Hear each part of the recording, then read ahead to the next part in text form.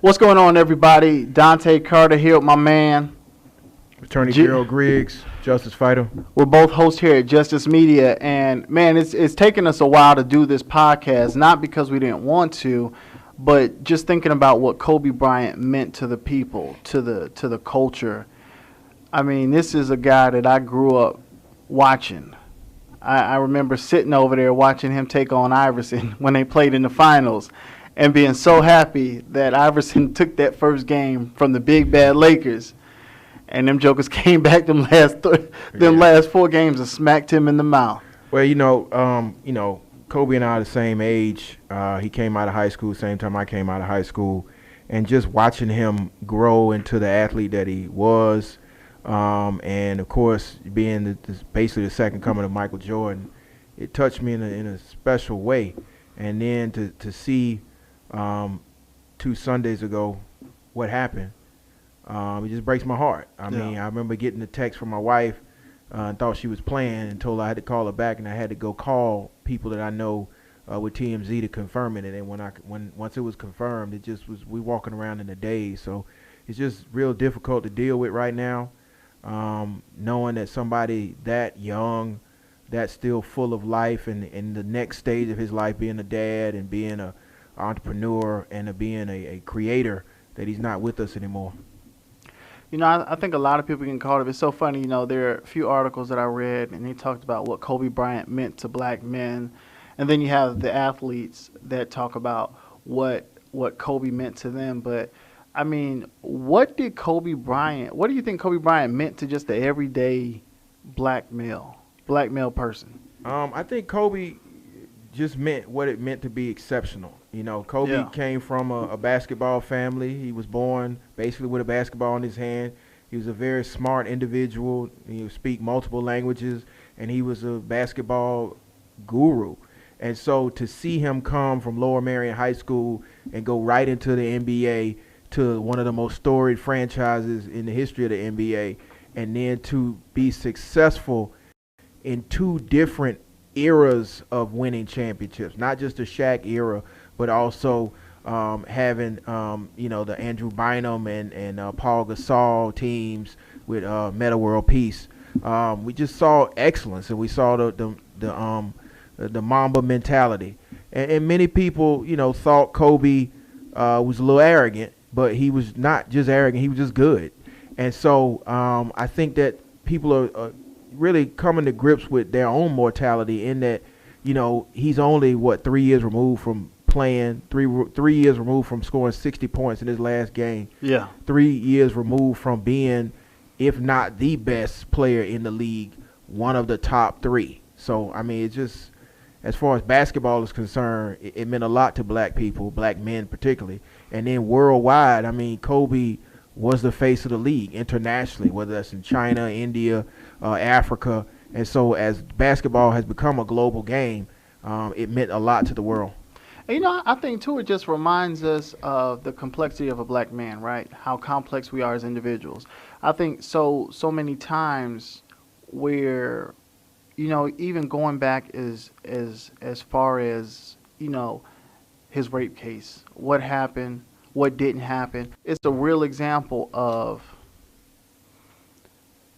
what's the word I'm looking for? It's just a real example of the history of the black man in America, and the fact that we were able to see him overcome. I'm not here to dispute this lady's account of what happened, but him just being overcome. Because outside of OJ, who else did we see able to overcome, and not just overcome, but really take ownership of his own narrative and not allow the media to dictate who he was. He created Mamba mentality. Yeah. He let the world know that regardless of what y'all throw at me, I'm going to dominate that just like I dominate the court. Yeah, and I don't want to get too much into his case, because I think that kind of takes away from who Kobe is as a person to so many people. He had that situation in his life. It ran its course through the court system. The charges were dismissed. So it's not like a lot of these cases where it wasn't vetted. So whatever the truth of that is, the courts have spoken. So I just want to focus on Kobe, the man, the father, the basketball player, the worldwide icon, and the fact that he transcended basketball, and now that basically he has, for lack of a better term, become one of the iconic figures in basketball because of his untimely death and his skill.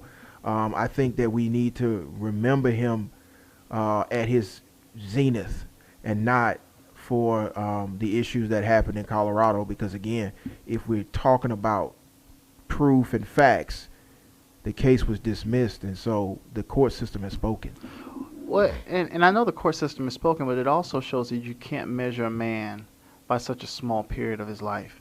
You know, when I sit back and I think about who he was, when I sit back and think about what Elle Duncan had to say about when she was 8 months pregnant and she walked over to Kobe and he was just like, "Oh my goodness, you're pregnant. What are you having?" And she was like a little girl, and he got excited and said, "Oh, I could have 5 girls. I'm a girl dad." And it's like, you're a girl dad, I'm a girl dad. Like we understand what it means to not just raise a young woman, but raise a young black woman in America, and just knowing how crucial it is to have their fathers in the picture. You know, to them, we are larger than life. Yeah. We are the legends. Yeah.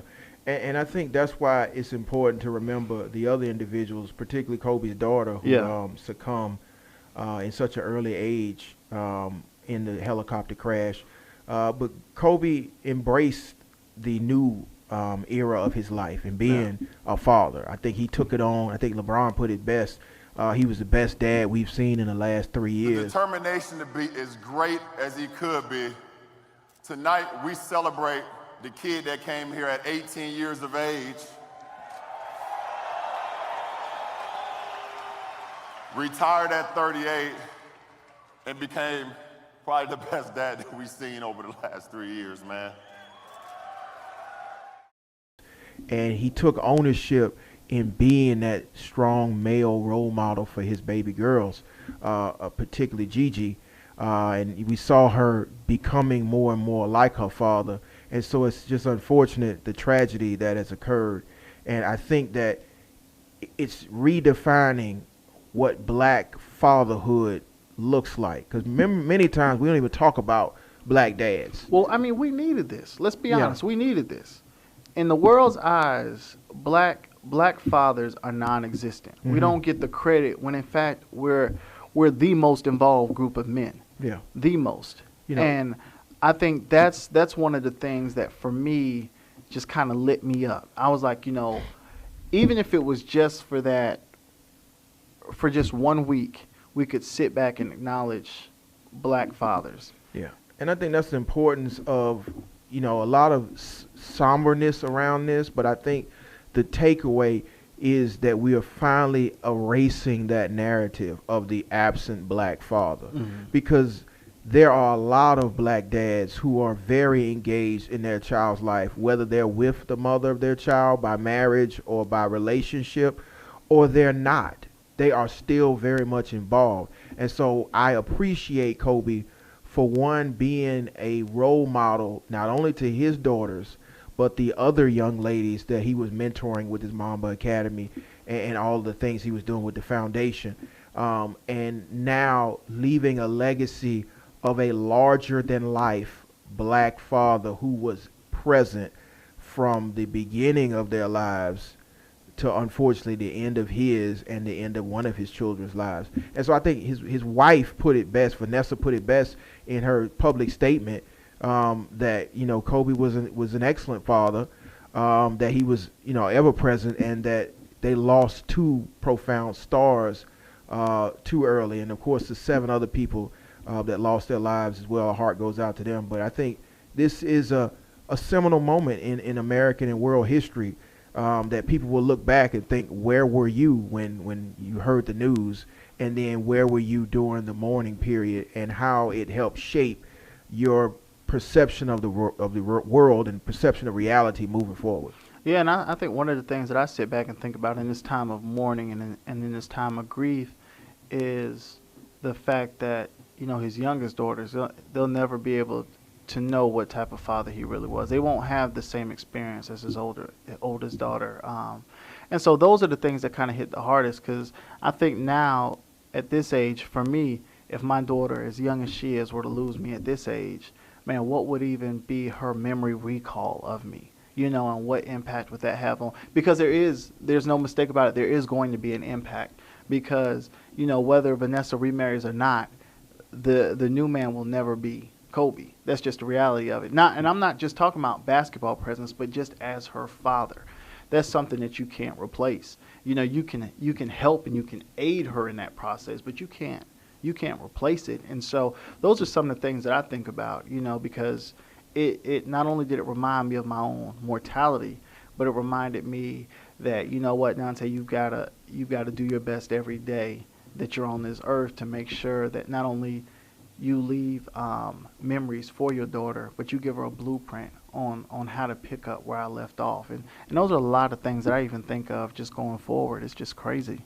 Yeah, and I just think that the only good part of all of this is Kobe was in the process of developing his skill as a storyteller. And so those stories will live on for his children, and they'll be able to play his work. Yeah. Look at his entire basketball career and the thousands of interviews that he's done. Yeah. And then, of course, as he transitioned into a creator, the works he was doing, and they'll actually be able to hear his voice. But, yeah, I thought about that as well. It's got to be difficult to realize that the two youngest girls will probably not have a full, vivid memory, especially the baby, of their father. Mm-hmm. But, hopefully the family will surround them with the love that Kobe had for them and introduce them to who their father really was. Yeah. No, it's very powerful. And I think one of the most amazing things to come out of this was that daggone hashtag, that girl dad, Yeah. girl's dad, and it's so funny because when the hashtag is good because everybody else wants to remix it, Yeah, they wanna join boy in. mom and everything. And here's the thing about that. I understand the need to want to get involved, but this was a moment in time where black fathers really got the respect they deserve. Because regardless of the presence or absence of your father, that leaves a hole if you didn't have one, and it fills a hole if you do. And so we need to correct that narrative. I know there's a lot of women who are doing both roles, but there are also a lot of men who are also doing both roles. And they don't get the credit. And so I just think that we need to reshape that conversation and really empower our community to know that you need black fathers present, and you need to change the narrative so that we can reshape the generation to come. Because, it's very difficult to raise a child, period, and you need both parents present, period. So final notes, what Kobe meant to you, what you've been able to take away, and what you want to share with the world going forward. I mean, Kobe was a supremely talented basketball player. He's probably in the top 10. Not top 5, but top 10. And I think what I learned from him was his motivation to be great. He always was chasing the ghost of Michael Jordan and never quite caught it. But he carved out his own niche of being the second best Laker to ever live. I respectfully disagree with Magic. Magic is the greatest Laker, period. You think so? You gonna give that to him? I'm gonna give that to him. Kareem running a small second, a short second, because Kareem wasn't in the Laker uniform his entire career. Magic was, and Magic won 5 titles. Kareem won 6. Kobe won 5. So I mean, we gotta do the numbers, and then we start talking about scoring. I mean, Kareem is the all-time scoring leader. Magic was a facilitator, so he wasn't as high on the list. But what I learned from Kobe was that if you put your mind to it, you could achieve anything. And so I think that's where the Mamba mentality gets you that recognition as being one of the all-time greats, one of the 10 best basketball players to ever live. And so my takeaway is I'm hurt that he didn't get to live the rest of the fullness of his life, because I know he would probably been one of the best filmmakers. He was already one of the best dads. He probably would have been one of the best entrepreneurs. The man was a millionaire. He probably would have been a billionaire. And he would have raised some great kids. So my takeaway is, let this be a lesson to all of us that life is fleeting and short. Live it to the best that you can. Do what you dream of, and then let the world determine the weight of that, and write your own story. Yeah. Kobe wrote his own story. And that's the part that I think I love the most, is that not only did he write his own story, but he wrote it in a way that you repeated back what he said. You know what I'm saying? And that's the Mamba mentality. Mm-hmm. That was everything that he created. And so, you know, when we think about writing our own story, owning our own narrative, when we talk about nobody can ever discuss his obstacles in life without talking about how he rebounded. Yeah. And I think that's the part that I love the most is and it's that whole, you know, you see all these other big brands use it a lot, you know, fall 6 times, get up 7. You know what I'm saying? Mm-hmm. But that's the reality of it. It's not about how you start off, it's how you finish. And I think, you know, even though his life was cut short, he still lived a full life. He was still able to add that exclamation point to his life. And that's the part of this I love the most. I mean, the fact that you've got all these folks that was touched by him in a way where they could pretty much spit back out what he said verbatim. Like, that part is, like, that's a full life to me. And if you haven't lived a life where people can retell your story in your own words, I don't know if you've really told the story. You know what I'm saying? In a way that impacted people. And so I just hope that people are able to take that away in terms of just owning your own narrative. You know, that's been a place where for black men we haven't dominated. And I think when we can get to that place of owning our own narratives, we'll see not just our communities change, but the world change. Yeah. And I just, you know, again, my heart goes out to the Bryant family, to Vanessa and his children that he's left behind, his parents, all of Laker Nation that is in mourning right now, and the entire basketball world, but more importantly, the world. We lost a special individual. We lost a budding star in Gigi. We lost 7 other individuals whose lives matter to their loved ones. And so let's just let this be a learning moment for us to embrace those that you love. Tell them each day how you feel about them, and then tell your story so nobody else can ever erase you. Yeah. And we're going to keep telling them here, right here on Justice Media. I'm Dante. Attorney Gerald Griggs, a justice fighter. Y'all take it easy. Peace.